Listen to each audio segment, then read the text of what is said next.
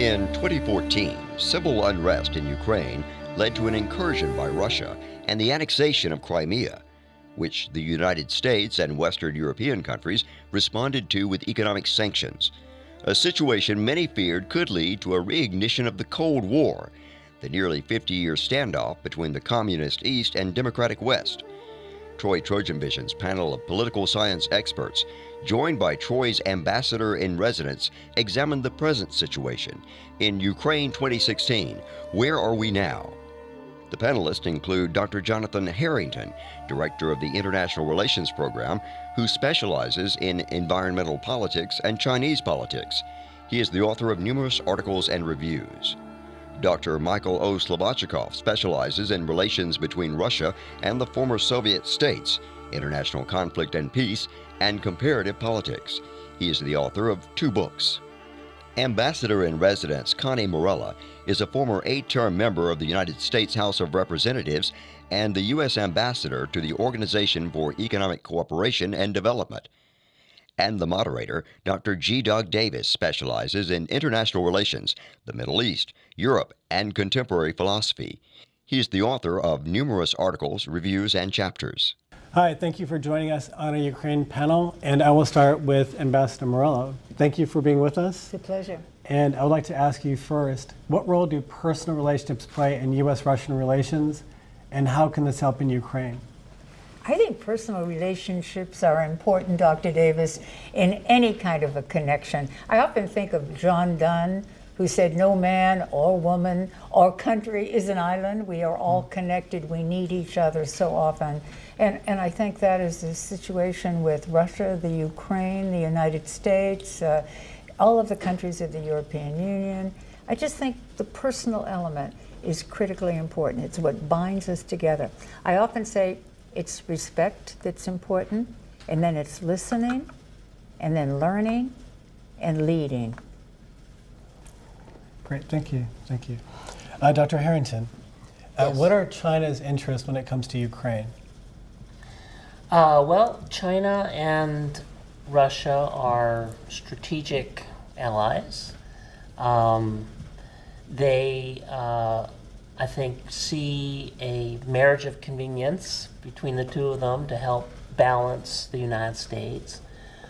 And I think China appreciates Russia and its willingness to stand up to the United States and to Europe on the one hand, but I would also say that I don't think China likes the excessive violence or the actual annexation of territory in the Ukraine. That's just kind of not China's style.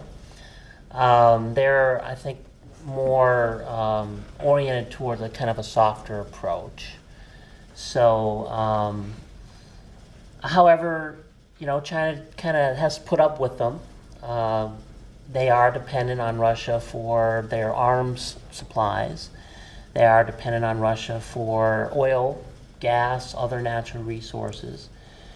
But they're even more dependent on the United States and Europe for trade and investment. The depth of the relationship between the U.S. and China on the trade side is many, many, many times that of Russia and China. So I think they're trying to get a delicate balance going on there. They don't want to upset the Russians. At the same time, they'd like them to be restrained in their approach to Europe and the U.S. Great, great. Dr. Slobodchikov, my question for you is, what is Russia's perspective on the crisis in Ukraine? To answer that, I'd like to take a step back quickly, and that is to look at what happened at the end of the Cold War.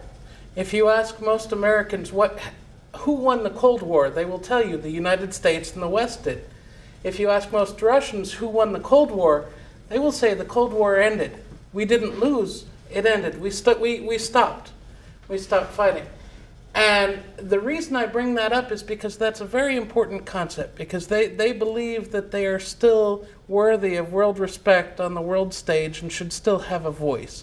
And so I think that their perspective on NATO expansion, on the withdrawal from the anti-ballistic missile treaty and on several other factors that have contributed to this is that they are not viewed as having respect on the world stage. So on the one hand, they feel threatened by the expansion of NATO, but even more important than that, I think they feel that they've lost respect, and so they feel very strongly that Ukraine is tied to them through culture and through the post-Soviet aspect, and that is their sphere of influence, and so they really don't want the U.S. and the EU to expand into NATO.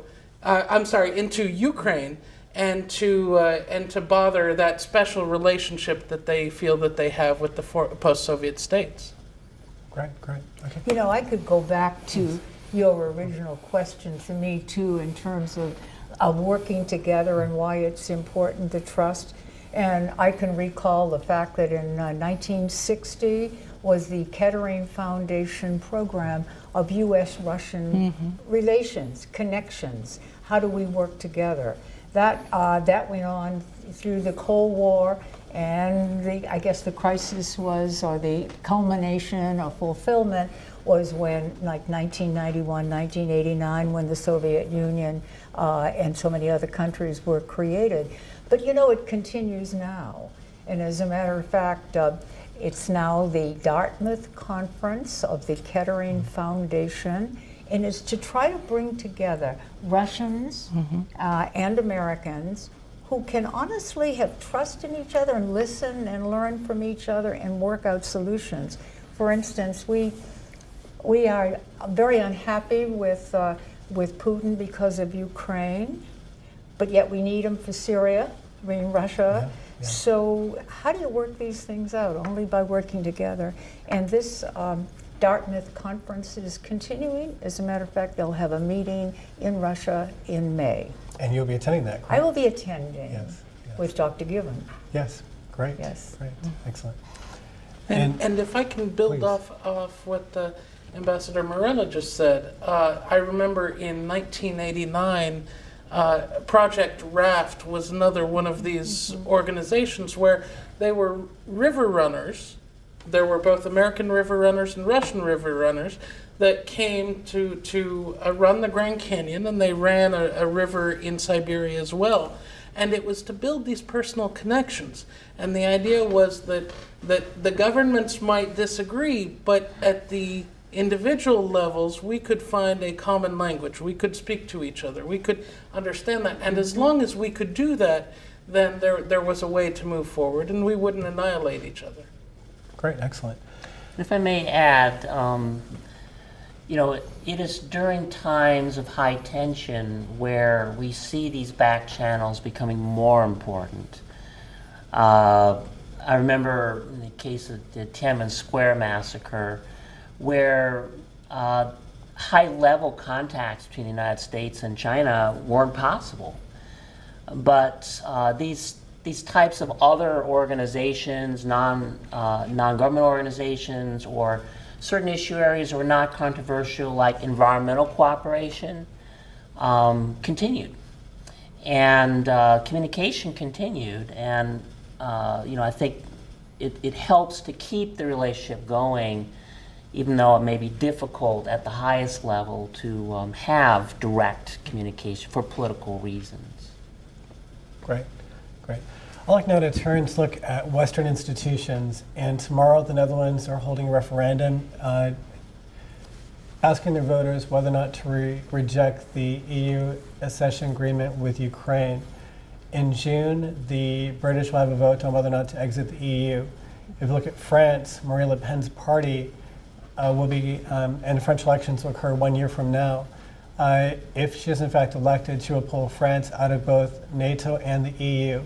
Hungary itself is also now reorienting itself, so it's now looking at developing a relationship with Russia or even Turkey, but to leave the EU. And if we look at the recent polls, they suggest that if Russia attacks a Baltic state, of all the NATO states in Europe, the only two where there'd be popular support to actually go to war would be Poland and England. The rest of the countries of the West would in fact not have enough popular support to support this conflict. So a question that I have is, if you look at the decline of Western institutions, how can we offer credible support to Ukraine and to help Ukraine get through this crisis? Well, I think, Dr. Davis, you have just given a great history, contemporary lesson on what is happening in the world. And what it says to all of us is, hey, we better make sure that we're following and we are offering services and we have understanding and we're trying to work something out. Maybe it's soft power, smart power, or whatever, but I concur with your questions about the anxieties that we have with regard to the to EU, to Britain, the chair in the Netherlands, what's happening in France, and so we've got to be alert. And I think we've got to get our best forces together. I don't mean military forces. I mean cerebral forces together to reach out and to try to understand what we can do. I don't have an answer for any one of them. Maybe my colleagues do, in which case I'm going to market it. But I do think an understanding of it and being ready to help out in any way we can to foster what we hope will be the correct results. But let me have our gentlemen experts respond. Well, I believe that's above my pay grade to answer, is the cop-out answer. But I think that certainly, as Ambassador Morella stated, the anxiety level is extremely high. I think that Putin is willing to play a long game and to see if he can't develop these fissures between these allies and traditional allies that we had throughout the Cold War period. And I think that he's willing to try and put these small breaks between them, because he realizes that if he plays the long game, that things will go back to being, if not normal, then a new normal that will settle in. And so I think that he's actively trying to create these pressures and willing to try and see it through. I think that the U.S. is extremely worried about this, and that's extremely important, that the U.S. needs to reach out to their allies and to work with them, absolutely, and to try and prevent this, because I think this is a crisis for Western institutions that they're facing. So, but I think that the pressures are there both domestically and internationally, from within the countries, in terms of the parties like Le Pen's party, for example, or the fact that the Brexit might happen, right? And the Dutch don't want to support the Ukrainian treaty in general. That's under we'll see how that vote goes tomorrow. But that's no guarantee either way as to how the Dutch are going to vote. And that will be the first very telling result as to whether or not the allies will stick together. Mm-hmm. Could I pose a question, Sure, particularly to our expert? With what we have just learned, the Panamanian information that came out with regard to Putin's connections in so many ways, with the fact that the economy in Russia is doing so poorly particularly because of energy, and the ruble has gone down in value. Yes. How come Putin seems to be still popular from what we read about polls, or is he? Well, no, I think he is. I think that there is reason to believe that he is not as popular as he once was. There is Putin fatigue among the Russian populace, but there is no viable alternative to Putin. And so I think until a viable alternative develops, and he's working very hard to ensure that there isn't one, but I think until a viable alternative develops, I think that Putin will be around for the long term. And I don't think we want a viable alternative to Putin yet. And the reason I say that is because a viable alternative won't come from a democratically elected leader. It could come from a coup that will get rid of Putin if things get too bad in Russia. And we won't like the results of that. So that worries me very much, that could happen. In terms of the Panamanian papers that we just saw, I think that certainly worrisome for the West is about Ukrainian's President Yes. Poroshenko. Yes. And him, at the time when the war started in eastern Ukraine, shipping all of the money west and lining his own pockets. And the level of corruption in Ukraine doesn't speak very highly of a democratic transition in Ukraine. And so that's a crisis of legitimacy that I think they're going to have to face, and we as the United States among our allies are going to have to face, that it's not the shining example of democratic transition that we'd like it to be. Thank you. Great. Well, then let's turn to our next question. And the next question will be posed to Dr. Harrington. If we look at the words of George Kennan, in 1998, he warned that Russia would become very much opposed to the West with the expansion of NATO. And recently, John Mearsheimer has authored a piece that came out in Foreign Affairs that says the West is to blame, not Russia, for the situation in Ukraine. How do you respond to that? Well, I think, first of all, I'm not sure if we are totally to blame that Putin decided to invade Ukraine and take over Crimea. I mean, he had some role in that. However, I can see how Russia has been looking at this change since the end of the Cold War, losing one area of control after another, and that the Ukraine was really kind of the line in the sand. After Ukraine, then what happens? So I think it is. It's not surprising that Putin has reacted in the way he has, but I wouldn't put all the blame on the United States or Europe. We have, I think, the EU, the US, we want to spread democracy around the world. We want to spread stable governance, and it is in that spirit that we are trying to embrace Ukraine as well, and countries like Georgia. And I think that's a good thing. And the Ukrainians in the long run would be better off if that was to happen. But maybe at this particular moment in time, maybe it wasn't the best choice of timing to be trying to embrace Ukraine. Okay. Any other comments? Dr. Sabachnikov, then, does Russia have a Monroe Doctrine? Does it have legitimate claims on Kiev? I would argue that Russia has declared a Monroe Doctrine, or we might call it a Putin Doctrine, in terms of the post-Soviet space. So one of the things that Russia was willing to do was allow its influence in Eastern Europe to stop. Certainly it didn't want NATO to expand, and Gorbachev has since said that he understood the agreements between President Bush and Helmut Kohl at the time, that NATO would make sure that the transition between having two Germanys and one would be handled smoothly, but that NATO would not expand any further. And so he understood that to be the case. Once NATO expanded, Russia was in no position really to argue. They could argue vocally, but they couldn't resist it. But they put a line in the sand, and they told Western policymakers that do not come into the post-Soviet space. And so when Georgia happened, 2008, right? Georgia was promised NATO membership, even though Western Europe didn't want it. That I think that Georgia certainly felt, and it was promised at the NATO meetings, eventual membership.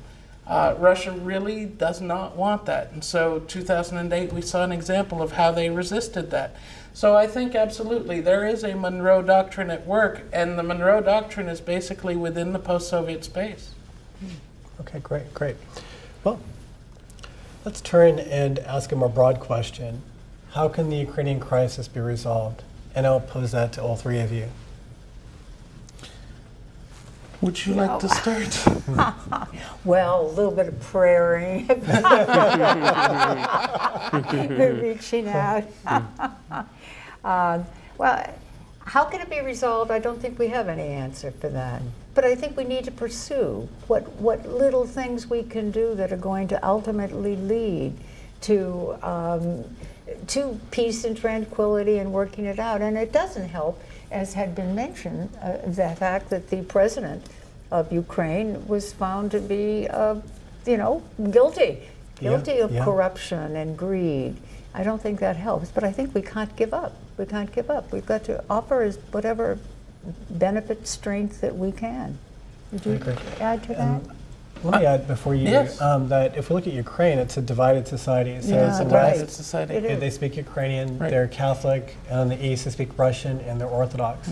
And if you look at the past centuries, the last time Ukraine was independent before 1991 was in the 13th century. So we're talking, it's been occupied by most of the surrounding neighborhoods for a long time.